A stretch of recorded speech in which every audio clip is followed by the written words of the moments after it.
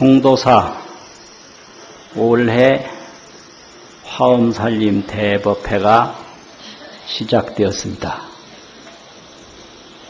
금년 화엄살림 대법회도 방장 큰스님께서 잘 증명해 주시고 주지 큰스님께서 대원력을 가지고 총주제를 해서 추진을 하시니까 아주 원만하고 성대하고 상서롭게 진행이 될 것입니다.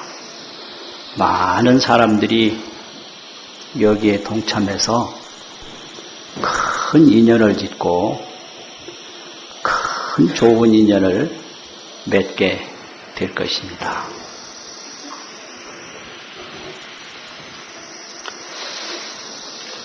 태방광불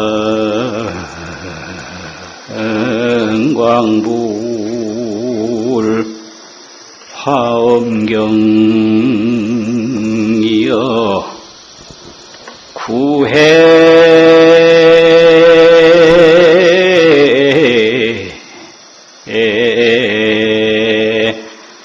39품 서리로다 나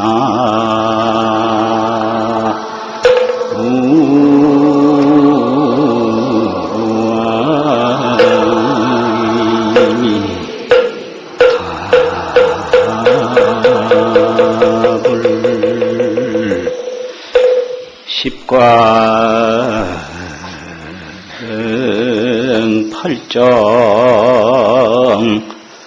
일해이니니 삼조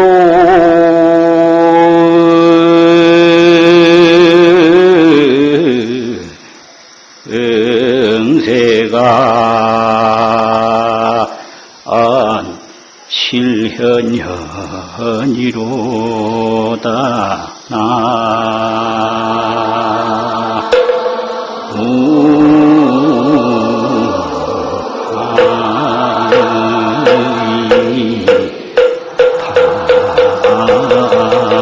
답을 53일간 법회를 여는 경전이 대방광불 화엄경입니다. 대방광불 화엄경은 9회 39품설이라 법회를 9번 열고 그 품수가 39품으로 이루어졌습니다. 그래서 이 9회 39품을 화엄경 약찬계에서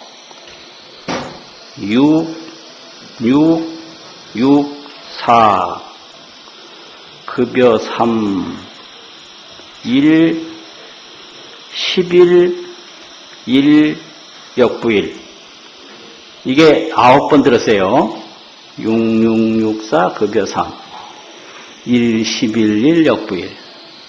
그러면 이제 초회에 제1회에서 6품설하시고 제2회 법회에서 6품설하시고 제3회 법회에서 6품설하시고요. 제4회 법회에서 4품설하시고 이게 6664거든요. 제5회 법회에서 3품설하시고 제6회 법회에서 1품설하시고 또 제7회에서 11품을 설하셨어요. 11품. 8회에서 1품 설하시고 9회에서 1품 설하셔서 이것을 6664 급여 3 1 11 1 역부일 이렇게 말하는 겁니다. 그래서 요 횟수와 품수가 화엄경 약찬계에 그대로 나와 있어요. 이것이 9회 39품설이다 이런 뜻입니다. 그런데 화엄경을 말씀하실 때 부처님 몸에서 광명은 반드시 불광이에요. 설법은 부처님이 일부만 설하시고 보살설법이고 불광 보살설로 이루어진 것이 화엄경입니다. 화엄일경의 십도방광이라 도자는 게 통도사라는 도자인데 한 번, 두 번 하는 횟수도 나타냅니다.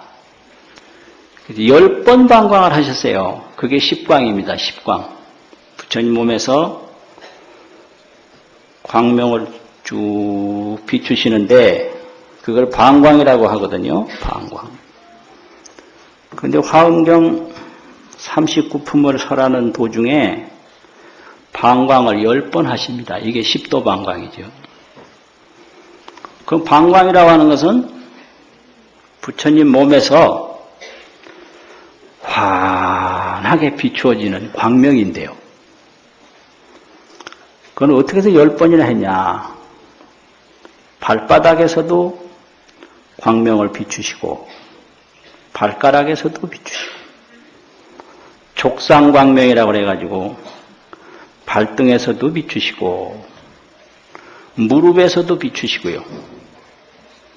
그래서 이 발과 무릎에서 비추시고 그 다음에 화엄경에서는 복중광명, 이 배에서는 광명이 없어요. 발과 무릎에서 방광을 하시고 바로 치간광명이라고 해서 이에서 광명을 비추시고 구중광명이라고 해서 입에서 비추시고 미광이라고 해가지고 눈썹에서 비추고 미간광명이라고 해서 눈썹 사이에서 비추고 백호광명이라고 해서 그 부처님의 백호상이 있는데 그 백호상에서 광명을 비춰서 10번 방광을 하십니다. 그 10번 방광이 그게 부처님의 설법이에요. 부처님은 광명으로 설법을 하신다 이 말이죠. 그러면 그 광명을 이어받아서 누가 설법을 하느냐 하면 보살이 설법을 해요. 그래서 광명은 부처님 광명이고 설법은 보살 설법입니다. 제일 많이 설법을 한 분이 보현보살이에요. 그래서 화엄경은 보현경이다 이렇게 말을 합니다. 설법주가 주로 보현보살입니다. 그래서 화엄이 뭐냐 이걸 알려면 보현이다. 보현. 넓게 넓게 공덕을 짓는 게 보현이거든요. 어질현자는 공덕을 짓는다 이 말이에요. 그래서 화엄하면 잘 모르면 보현 이렇게 생각하면 됩니다. 그래서 화엄경은 보현경이다. 이거예요. 공덕을 지으면 바로 성불하는 게 화엄경이에요. 화엄경에서는 공덕 짓는 순간에 성불해요. 그게 왜 그런가 하면은 화엄경은 상입상적, 상입이라는 건 서로 들어간다. 저 산이 나한테 들어오고 내가 산한테 들어가고 부처님이 나한테 들어오고 내가 부처님한테 들어가고 이게 상입이고요. 상적이라고 그러면 거기서 부처님이 내가 되고 내가 부처님이 되고 이게 상적이에요. 내가 이제 물을 이렇게 마시면 처음부터 물 마시는 게 염치는 없습니다만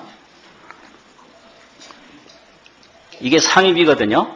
물이 나한테 들어오는 거예요. 그러면 물이 내가 돼버려요. 이게 상적이에요. 그러면 내 몸에 있는 물이 또 물로 들어가요. 이게 상입이고 또 그게 바로 또 물 자체가 되는 거예요. 상적이에요. 상입상적. 원흉무해라. 원흉이라고 하는 것은 다르기는 다른데 하나로 이루어지는 걸 원흉이라고 합니다. 완전히 하나가 하나 되는 건 원흉이 아니고 여럿이 다 하나가 되는 걸 원흉이라고 그래요. 이 화엄살림 대도량에 많은 분이 동참을 하셨으면 그게 여럿이거든요. 그런데 전부 화엄살림법회에 하나가 됐어요. 이게 원흉이에요. 그래서 걸림이 없다. 원흉무해. 이게 화엄입니다. 상입, 상즉, 원흉무해.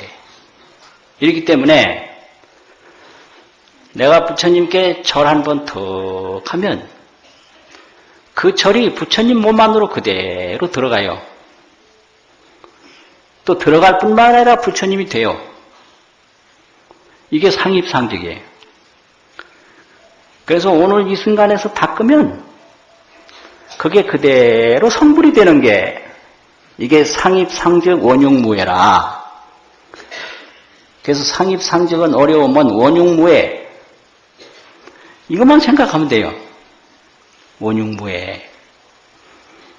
그러니까 통도사가 창건된 것이 천몇백 년 오랜 세월이었는데 그 당시에 시작했는데 오늘날 이런 대법회 도량이 계속된다 이 말이에요. 그러면 천몇백 년 전에 시작한 것이 바로 오늘이에요. 그래서 천년 전이 오늘 안으로 들어왔어요. 또 오늘이 천년 전을 떠나지도 않아요. 이게 원흉무예요. 그래서 봄에 씨앗을 심으면 그게 그대로 가을 열매가 돼버려요. 그럼 씨앗 심는 순간에 열매를 벌써 가지고 있는 거예요. 이게 원흉무예라고 합니다. 그러니까 이 화엄신앙을 잘하면 이 하나의 공덕 짓는 순간에 몇만 년 후든지 몇천 년이든지 내일이든지 아무 상관없이 결과가 이미 이루어졌다. 이게 상입상직이고 원흉무해입니다. 이렇게 돼서 방광은 부처님이 하시고 설법은 보살이 하셔서 화엄대도를 말씀하시는데 그게 보현행원이더라 이 말이에요. 화엄대도가 보현행원이에요. 그래서 보현행원은 예불 잘하고 또 공양 잘하고 해양 잘하고 참회 잘하고 이게 보현행원 품에 보면 보현행원 행을 10가지로 말씀하셨는데 그 하나하나가 전부 성불대도 보현행원이에요. 성불대도 보현행이다. 이 말이에요. 이게 이제 화엄이에요. 그래서 방광을 그렇게 하니까 발에서부터 바로 머리로 바로 통하는 거예요. 발광명이 바로 머리광명이다. 그래서 원인이 바로 결과다. 이거죠. 그래서 중간 과정이 없어요. 바로 되는 거예요. 그래서 복중광명은 없고 족상광명과 이 두상광명 뿐이에요. 화엄이. 그래서 이걸 인과무해라고 합니다. 인과무해. 원인과 결과가 상입상적해서 원흉무해한 거예요. 그러니까 이런 신심을 가지고 공덕을 닦는 것이 그게 화엄신앙입니다. 그리고 삼매에 8번을 드는데 그걸 8입정이라고 합니다. 10방광 8입정. 방광을 10번 하고 입정이라 삼매를 다른 말로 하면 정이라고 그러거든요. 선정. 그래서 정에 8번 들어요. 이제 한 번은 부처님이 들고 또 한 번은 부처님이 스스로 삼매에 머물고 나머지 전부 보살이 삼매에 들어요. 2번은 부처님 삼매고 6번은 보살 삼매예요. 보살이 설법을 하기 전에 지혜광명 삼매라든지 선사유 삼매라든지 잘 생각하는 거, 이런 등등의 삼매를 8번 둡니다. 그게 8입장이에요. 그런데 이런 10번 광명이나 8번 삼매가 전부 하나다 이 말입니다. 그 하나가 뭐냐? 해인삼매입니다. 해인삼매. 그래서 십광팔정이 일해인이다 이런 개성을 읊었어요. 10번 광명을 놓고 8번 삼매에 든 것이 하나의 해인이다 이런 뜻입니다. 십광팔정이 일해인이다. 그럼 해인이란 말은 비유인데요. 비유인데 무슨 비유냐면 하늘에서 제석천왕이 아수라 군중하고 싸움을 하는데요. 아수라는 그 해방을 많이 놓는 거고 제석천왕은 선행을 닦는 군왕이라 싸움을 하는데 바다가 아주 넓고 깊다 보니까 하늘에서 제석천왕하고 아수라 군중하고 싸움하는 그 모습이 어디로 가고 어디로 오고 병장기가 얼마나 되고 한 것이 바닷속에 전체 다 비춰요. 그래서 얼마나 선명하게 비추느냐, 하얀 종이에다가 도장 꽉 찍은 것처럼 비친다 이 말입니다. 그래서 바다 해자하고 도장 인자를 써서 해인이라고 합니다. 하나도 다 비추는 거예요. 그게 해인삼매예요. 그런데 8번 삼매 중에는 해인삼매가 없습니다. 다른 여러 가지 삼매가 있는데 해인삼매가 없어요.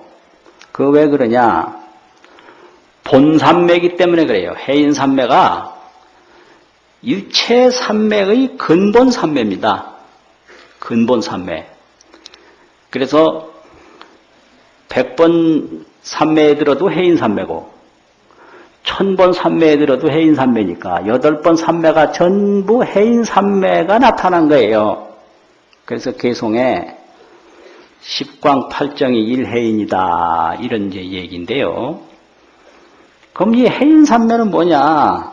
해인이란 말은 비유고 법으로 보면 부처님의 시성정각 보리심, 처음으로 정각을 이루어서 깨달은 마음, 그 마음을 해인삼매라고 비유로 나타낸 겁니다. 그러니까 부처님이 깨달으셨는데 그 깨달은 내용이 어떨까? 그 궁금하거든요. 그것을 해인으로 비유를 한 거예요. 그래서 시성정각, 처음으로 정각을 이룬 보리심이다 이 말이에요. 그래서 이제 정각을 떡 이뤄보니까 어떠냐? 삼종세간이 실현현이라. 삼종이라고 하는 것은 국토세간, 세간은 온갖 거지요. 또 중생세간, 지정각세간이라고 해서 지혜, 정각, 불보살 세계예요. 그래서 온갖 국토, 또 온갖 중생, 온갖 불보살이 모두 해인삼매에 나타난 거예요. 그러니까 국토도 해인삼매고 중생도 해인삼매고 불보살도 해인삼매고 해인삼매 떠나서 부처님도 없고 중생도 없고 국토도 없다. 해인삼매 하나뿐이다. 그것을 화엄경에서 말씀하셔요. 그래서 화엄경 현수품에서 그 해인삼매에 대한 위실력을 자세히 설명하고 있습니다. 그래서 그게 무슨 뜻인가 이 말이죠.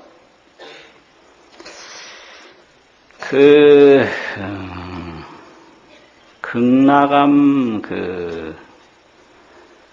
바로 앞에 연못이 있는데 그 연못을 가만히 보면요. 지금 물이 얼마나 있는지 모르겠는데 그 전에 그 다리가 있고 그 연못에 보면 그 뒤 영축산이 연못에서 환하게 보여요. 그러면 여기서 이제 잘 살펴야 돼요. 연못 속에 영축산이 있느냐 이 말이에요. 있습니까? 없지요. 그래서 연못이 마른 다음에 보면 없어요. 영축산 없고 그냥 먼지뿐이요. 먼지. 마른 흙뿐이요. 그럼 왜 보였는가 이 말이에요. 그 연못 안에 있는 모든 것들이 전부 물이에요. 물인 거예요. 산이 아니라 물이에요. 물 마르면 산 안 보이거든요. 이게 법문이에요.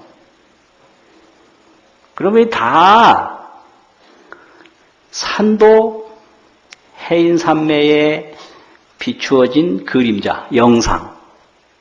중생도 해인산매에 비추어진 그림자. 그림자를 영상이라고 합니다. 영상. 불보살도 해인산매에 비추어진 영상이다 이 말이에요. 그래서 그 물속에 아무리 많은 내용이 비춰도 그 물뿐이지 물 빼고 나면 없다. 그게 비유예요. 그러니까 우리 눈에 보이는 게 전부 우리 마음의 그림자인 거예요. 그런데 그걸 몰라요. 마음의 그림자인 줄을 모르는 걸 미혹하다고 그럽니다. 미혹하다고. 귀에 들리는 게 전부 마음의 그림자인데 그걸 몰라요. 그걸 미혹하다고 그래요. 그래서 해인산매라고 하는 건 처음으로 정각을 이룬, 깨달음을 이룬 부처님 마음인데 딱 깨닫고 보니까 중생이 전부 자기 마음속에 비춰진 그림자고 그걸 지혜지자 그림자 영자 지영이라고 합니다. 지혜 그림자라고. 그래서 지혜 하나 얻으면 모든 게 지혜 하나뿐이에요. 그래서 물이 떡 비추면 그 물 속에 비친 모든 그림자가 물뿐이에요. 없는 거예요. 그런데 그걸 모르고 물 속에 사람이 비치면 사람이 있는 줄 알고 물 속에 기어 들어가고 그런단 말이에요. 그건 사실 물이지 물 속에 없거든요. 그래서 일체가 해인산매 하나뿐이다. 이것을 화엄경에서 가르치고 있습니다. 그래가지고 해인산매를 얻은 부처님은 구경각을 얻으셨는데 구경각을 얻으면 어떻게 되냐. 이행이 영절이요. 이행. 두 가지 행위가 영원히 끊어졌다. 그 두 가지 행위라고 하는 것은 중생이 이 식심으로, 인식으로 분별하는 마음으로 해인산매 하나뿐인데 죽는다, 산다, 좋다, 나쁘다, 불행하다, 행복하다 이렇게 구분하는 것을 이행이라고 합니다. 이 해인산매를 증득하면 그 식심 분별 행위가 영원히 끊어져요. 영원히 끊어져요. 그래서 뭐와 같으냐? 물속에 그림자가 비추어도 물이고 물속에 그림자가 비추어지지 않아도 물이다 이거예요. 그러니까 죽어도 해인산매고 살아도 해인산매다. 그게 이행영절이에요. 전부 이제 그런 겁니다. 그리고 의상 스님은 이 해인산매를 설명하실 때 궁중 법성이 무유원저라. 법성, 이 법성이라는 것은 국토의 본성, 중생의 본성, 불보살의 본성, 이게 법성인데 이 법성이 원조가 없다. 근원은 자, 밑바닥 저자. 밑바닥이 없고요. 이 법성이 또 꼭대기가 없어요. 꼭대기다, 밑바닥이다 구분하는 게 이행인데 바닥도 없고 머리도 없는 게 법성이에요. 그러니까 죽음도 없고 삶도 없는 게 법성이다 이거지. 그걸 궁증을 해요. 다할 궁자, 정득할 정자인데 아주 몸소 남김없이 깨달아요. 그걸 궁증이라고 그래요. 그래서 법성계에서는 궁좌라고 그래요. 궁좌. 마찬가지예요. 그 궁극적으로 앉는다. 그래서 실제 중도상에 그게 해인삼매예요. 실제 중도. 그게 해인삼매인데 그 실제 중도상에 궁극적으로 앉으니까 구례부동명의불이라. 옛부터 오고 가고 죽고 살고 이런 거는 없었다. 그걸 안 것을 부처님이라고 한다. 이렇게 신라시대 화엄조사 의상스님께서 가르쳐 주셨어요. 그래서 이 해인삼매는 이렇게 화엄경의 근본삼매고 화엄경의 근본삼매는 부처님이 깨달으신 마음인데 정각보리심인데 그 정각보리심 안에는 일체 모든 것이 전부 해인삼매뿐이더라 이 말이에요. 그래서 이제 화엄경 이전에 부처님은 법신불, 보신불, 화신불 이렇게 삼신불을 이야기하는데요. 화엄경에서는 십신, 십불을 얘기를 해요. 십지품 제8지에서 두 가지 십신을 얘기하고요. 두 가지 십신이 하나는 삼종세간이 모두 부처님 몸이다.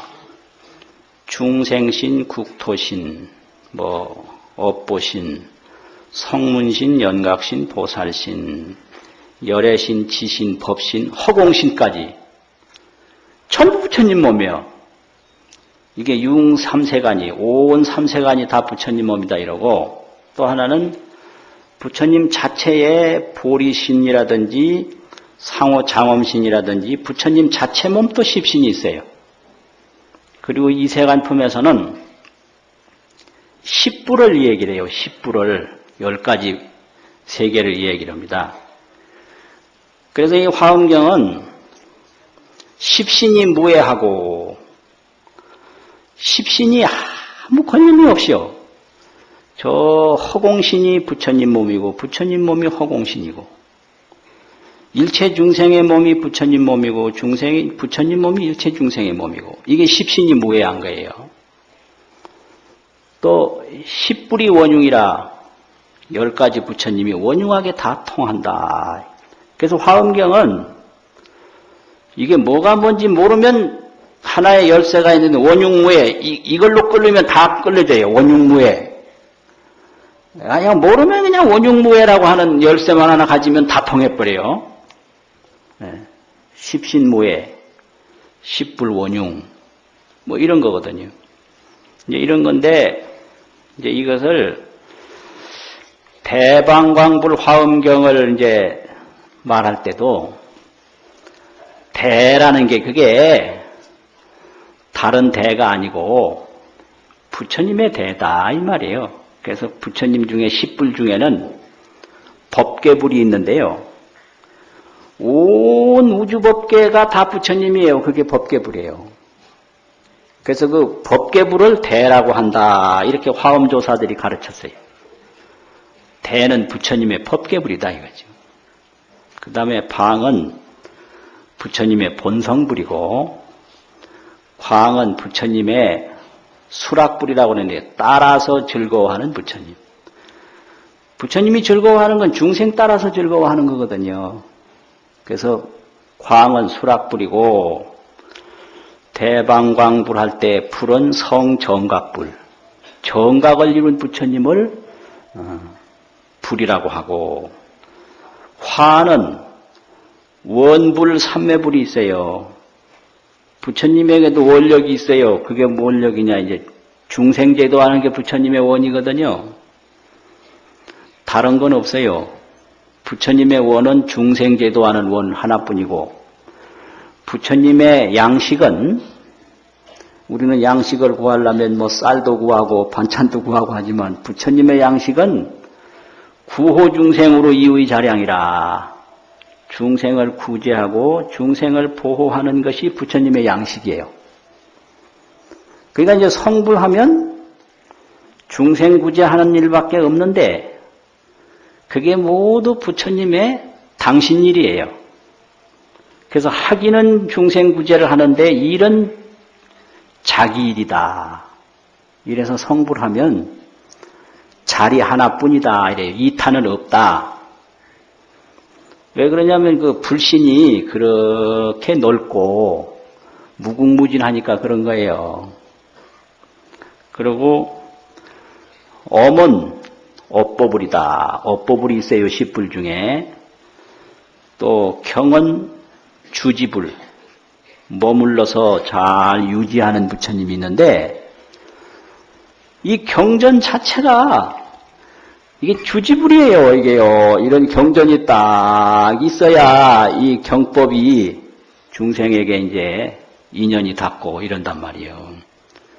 그래서 경전 잘 모시면 부처님이 이 세상에 머무시는 부처님을 모시는 거예요. 그래서 대승불교에서는 경전이 있는 곳에는 부처님이 계신다 이렇게 가르쳐요.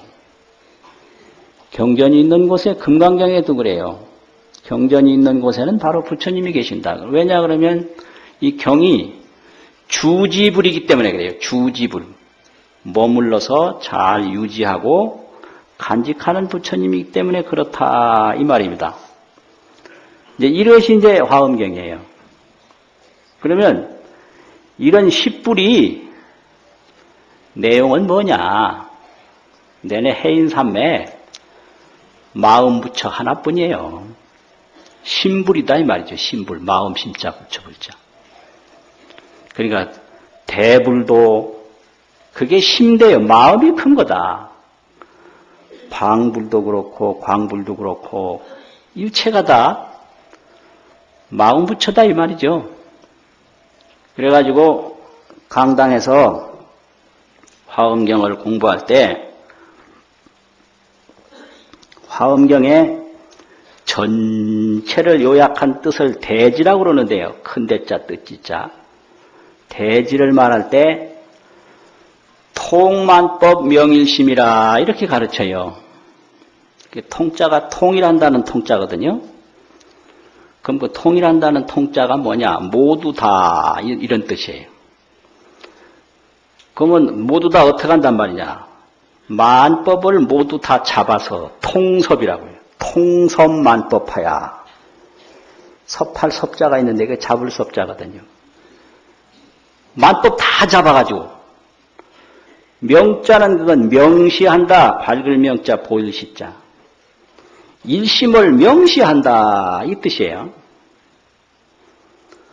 통섭만법하야 명시 일심이라. 이게 통만법 명일심입니다. 그러니까 만법을 다 잡아서 이제 일심을 밝게 보이는 거니까 화엄경 잘 통달하면 이것도 해인삼매 일심이요, 저것도 해인삼매 일심이요, 나도 해인삼매 일심이요, 너도 해인삼매 일심이요.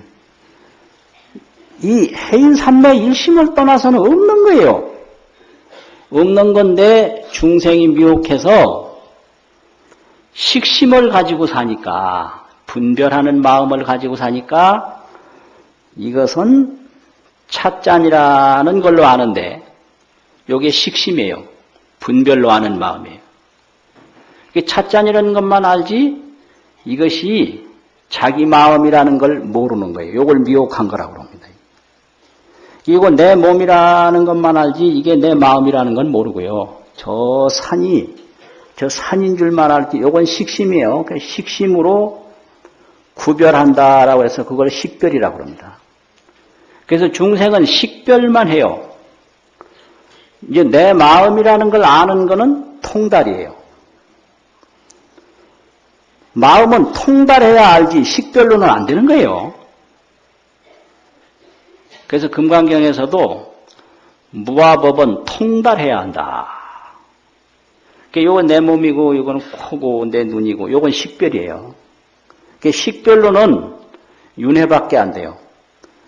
좋다 나쁘다 그러면 나쁜 거 버리고 좋은 거 취하고 만날 하다 보면 개미가 쳇바퀴 돌듯이 좋은 거 취하고 나쁜 거 버리고 좋은 거 취하고 나쁜 거 버리고 그것뿐이에요. 그걸 식별윤회라고 합니다. 그 식별윤회를 불교학에서 설명할 때 구상팔식으로 설명을 해요. 구상, 귀신론에서 구상을 설명하는데 그 전부 식별윤회하는 과정이에요. 팔식은 눈도 식이 있고 다 있으니까 팔식이잖아요. 구상팔식으로 중생은 식별만 하지 그 온갖 만법이 내 마음인 건 모른다 이 말이죠. 그래서 화엄경에서 만법을 모두 잡아가지고 한 마음을 밝게 보였다. 이게 통만법 명심입니다. 일심을 통시했다 이 말이 명시했다 이 말이죠. 그러니 이 화엄경이라는 게 이렇게 좋은 경입니다. 절하는 순간에 바로 성불하는 거고요. 일체만법이 내 마음임을 알게 되는 게 화엄경이에요. 그 다음부터는 죽고 살고 없고 아무 걱정 근심할 게 없어요. 그러면 뭐냐? 부처님처럼 구호중생으로 이의자량이라 중생 구호하는 걸로 양식을 삼을 뿐이다. 참 멋진 거예요. 제 박수도 한 번 안 나와.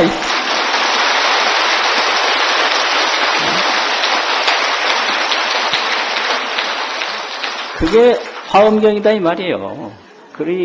그런 화엄경 본문을 듣고 어찌 그래 신심을 안 일으킬 수가 있으며 이제 조용하셔야 돼요.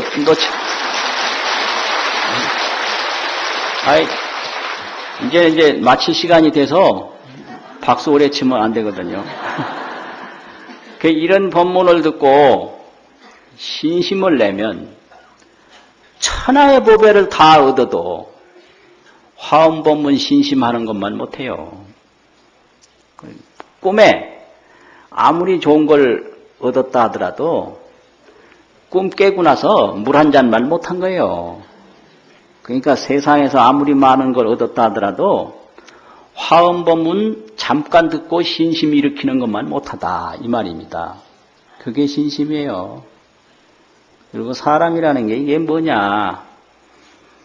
열반경 주지 큰 스님께서도 열반경을 참 좋아하시던데 열반경에 보면 그런 말씀이 있어요.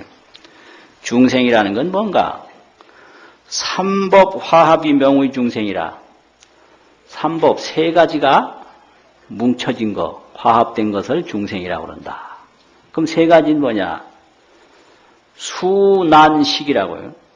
수는 목숨 숫자인데 수명, 나는 더울 난자인데 체온 따뜻한 거. 식은 생각이거든요. 의식 분별이거든요. 요 세 가지가 뭉쳐진 걸 중생이라고 그런다. 그럼 수명이라는 건 뭐냐? 목숨이에요. 목에 붙어있는 숨이에요. 목숨. 생명이니 뭐니 큰 소리 치지만 그거 아무것도 아니고 이 콧구멍으로 들락날락하는 콧구멍으로 들어가서 목구멍으로 넘어가고 하는 이 목숨 요것이 수명입니다. 이게요. 숨 떨어지면 사람 아니에요. 그리고 체온 식으면 사람 아닙니다. 난이요. 몸은 따뜻할 때 살았다고 그러지 차디차면 죽었다고 그러거든요. 또 의식, 생각이 있어야 살았다고 그래요. 의식이 떨어지면 살았다고 안 하거든요. 그 언제 이 숨이 떨어질지, 언제 우리 몸이 식을지, 언제 생각이 끊어질지 불안하기 짝이 없는 게 중생입니다. 그러니까 그것 가지고 큰 소리 칠 생각 아예 말고 보현 공덕을 잘 닦아서 해인산매를 얻도록 원력을 세우면 일체 만법이 나 하나뿐이에요. 나를 찾으면 일체가 다 난데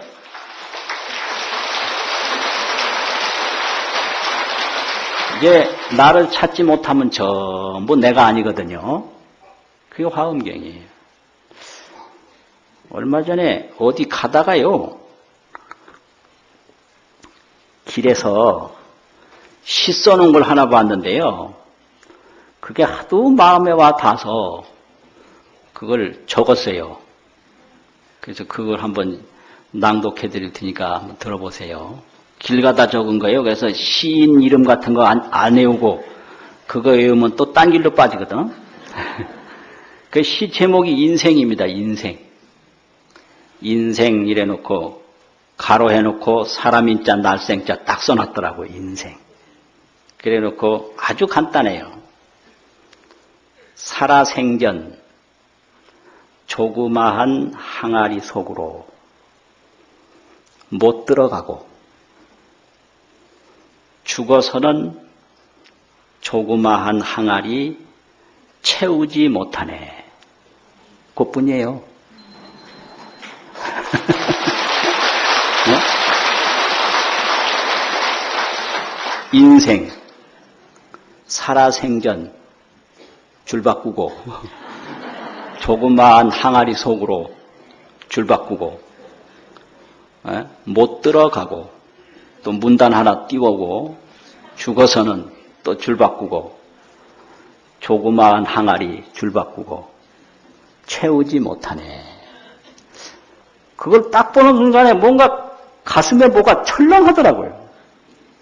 그 살아생전에 조그마한 항아리 속으로 못 들어간다라는 것은 살아생전에는 우리 마음을 비우지 못하는 거예요. 온갖 욕심이 많고 걱정이 많고 자기를 크게 만들려고 자기를 높게 만들려고 별별 노력을 다하는 게 인생이기 때문에 살아서는 조그마한 항아리 속으로 못 들어간다. 자기를 놓을 수가 없고요. 자기를 버릴 수가 없고 자기를 낮출 수 없는 게 인생이거든요. 그런데 죽고 나면 조그마한 항아리 하나도 못 채워요. 그렇게 허무하고 그렇게 참 보잘것없는 게 인생입니다. 그러니까 그런 말을 듣더라도 이 살아서 공덕 닦을 일밖에 아무 일도 없다. 이걸 알 수가 있는 거죠. 그래서 이런 화엄살림 대법회를 잘 이제 동참을 하시고 또 정진하시고 또 참석을 그냥 하시지 말고 무슨 할 일이 있다든지 도울 일이 있으면 보현 행원 공덕을 닦는 자리니까 누가 시키지 않아도 자원봉사도 많이 하시고 다른 사람에게 또 많은 이로움을 주도록 노력하시고 또 통도사 화엄법회를 몰라서 못 오는 분이 있으면 권해서 많이 동참하도록 그래 하시고요. 이 기회에 조상영가 이제 그런 분들께서도 다 극락왕생하시도록 기도 잘 하시고 그렇게 하시면 다 끝난 다음에 박수 한번 치고 마셔 하시면 이게 말이요 화엄 이 가르침이라는 게 상입상즉 원육무예니까 그거 자체가 바로 성불이고 그거 자체가 바로 소원이 이루어지는 거다 이 말이죠. 그렇게 잘 하시기 바랍니다. 마치겠습니다.